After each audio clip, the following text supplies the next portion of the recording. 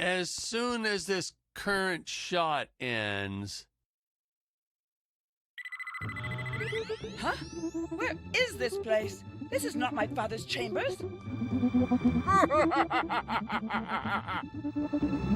You have disobeyed me for the final time, Scarlet. Enjoy an eternity in the Tower of Eternal Solitude. For all eternity! The old fool did not notice I am wearing my jetpack. Booster usage. Jump. Wait. Wait. Use booster. Survive deadly fall.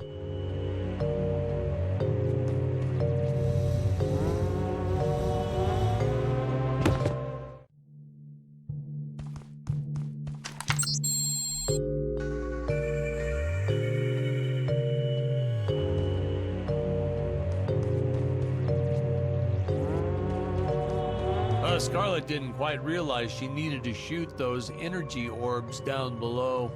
Keep in mind, Stacy was doing this on a soundstage, okay?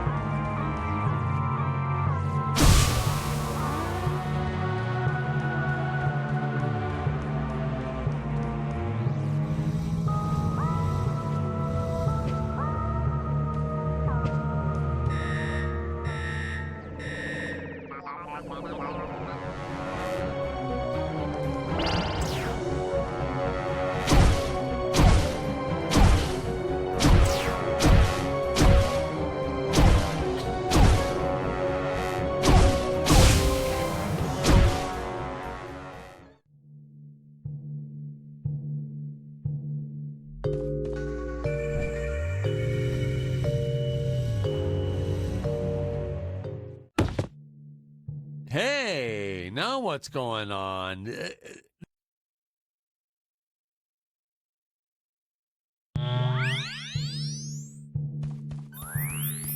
Booster use.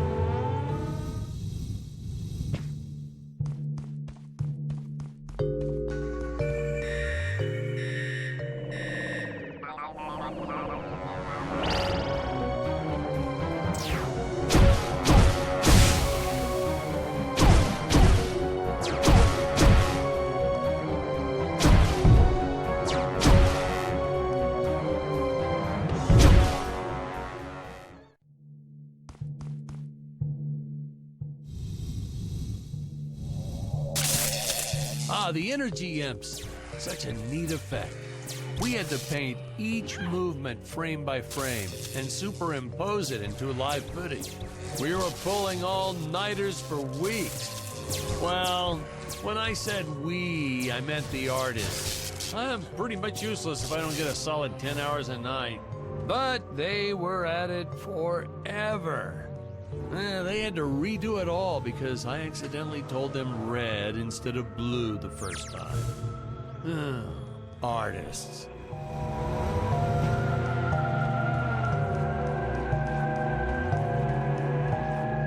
Curses! My father revoked my access to the teleport terminals. I shall only be able to utilize the ones I activate manually.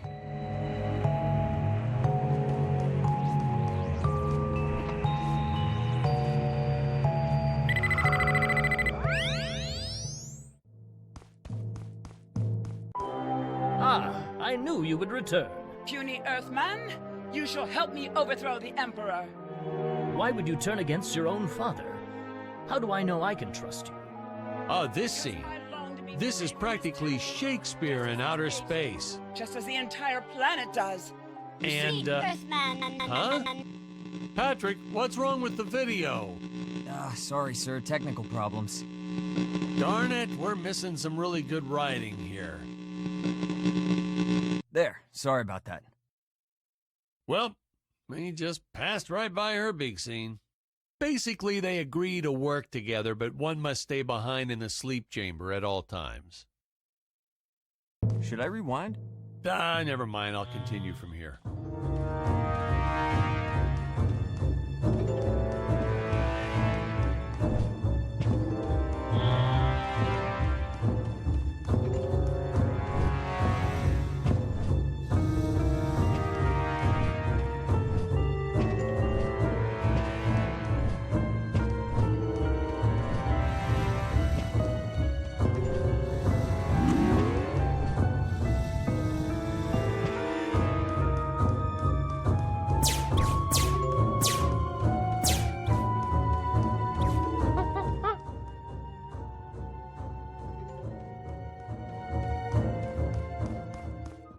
Oh, spoiler alert, our heroes may or may not find a particular tool that will allow them to destroy those rock barriers later on in the film.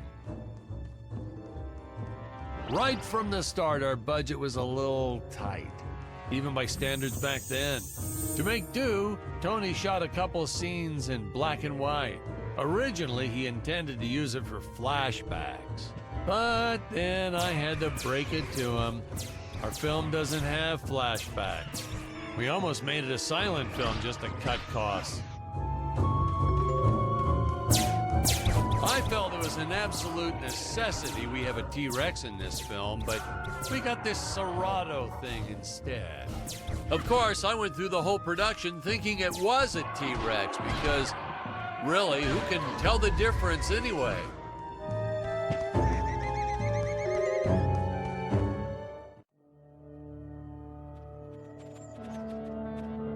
It would appear that now is the time for us to climb the deadly Tower of Monsters.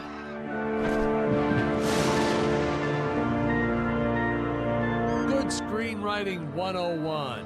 Always announce the title within the film itself.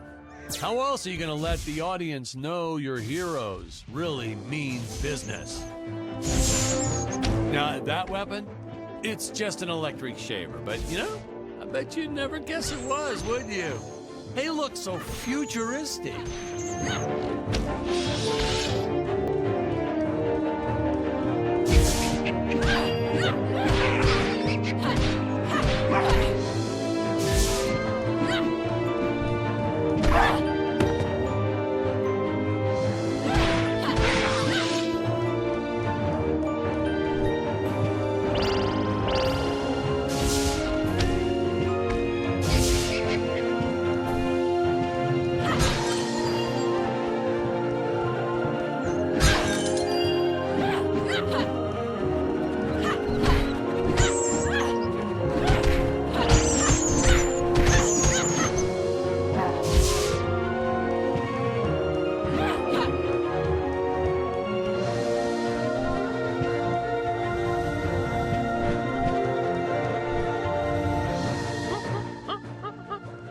I could have made use of that one at some of our meetings with the studio. Oh, you'd like to see records of where our budget went to this month? Sure, let me get that for you right now. Boom, boom.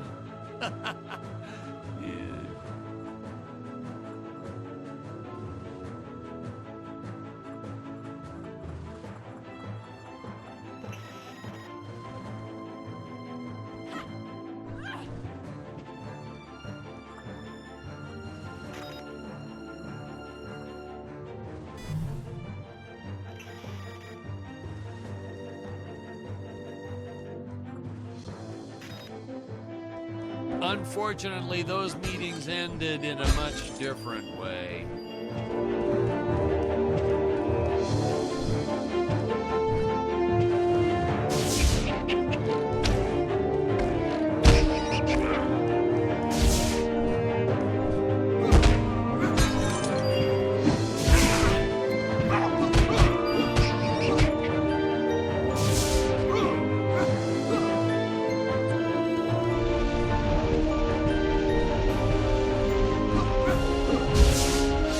Taxidermist who helped us out with these bat creatures for real cheap. He's not good. He's kind of sloppy if you want to know the truth. But that's the best part. A sloppy bat looks scarier. Oh, but you gotta sew up that sphincter. Just trust me on that one.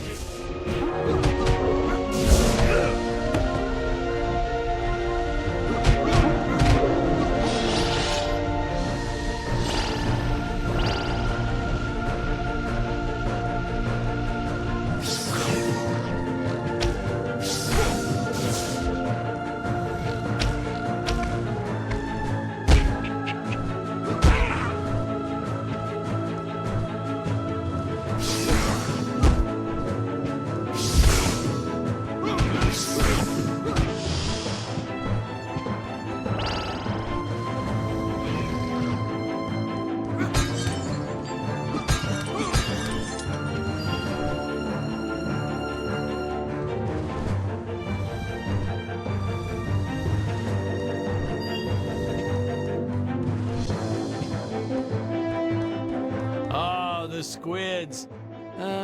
Some board member had these nephews who really wanted to be in the films. They made me cast them as squids.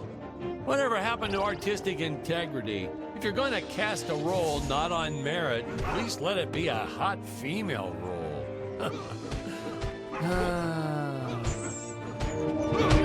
My effects team kept assuring me the strings wouldn't be visible in the final cut, but I could see them. No transparent nylon. This stuff will do the trick. Yeah, right. I swear those darn strings is what made my hair go white.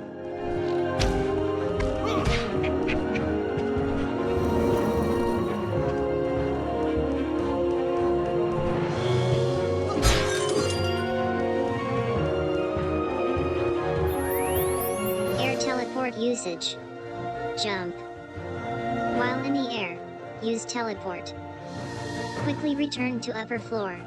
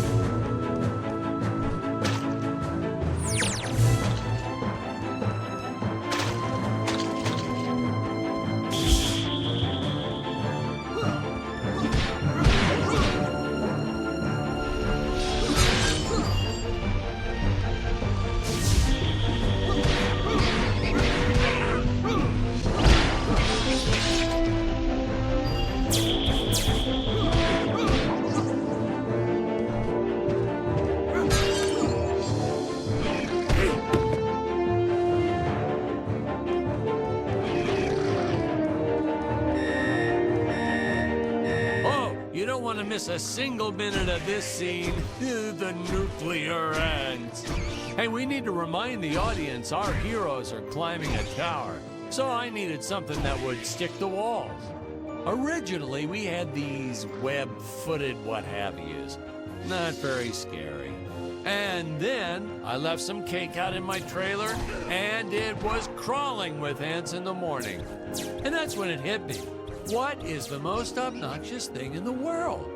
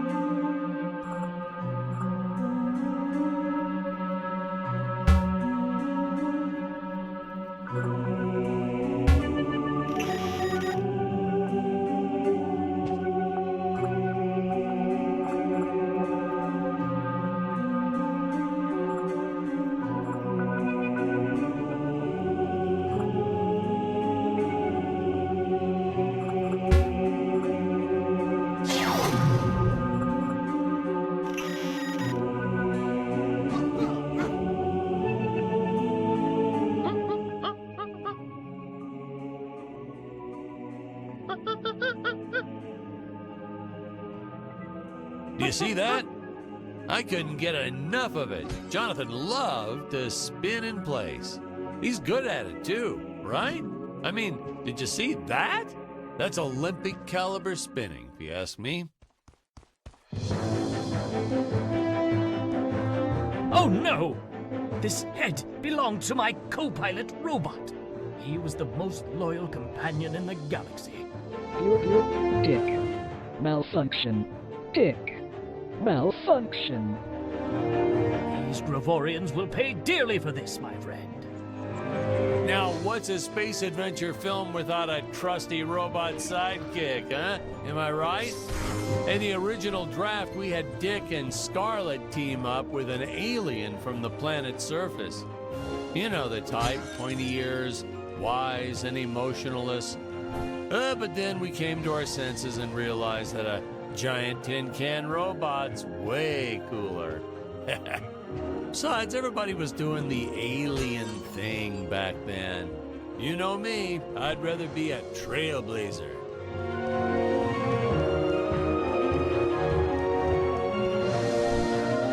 I designed this creature to reflect the human condition. Always hungry, never satisfied. The bottomless pit of the beast's stomach. I don't know, you say stuff like that in interviews and your film always wins awards.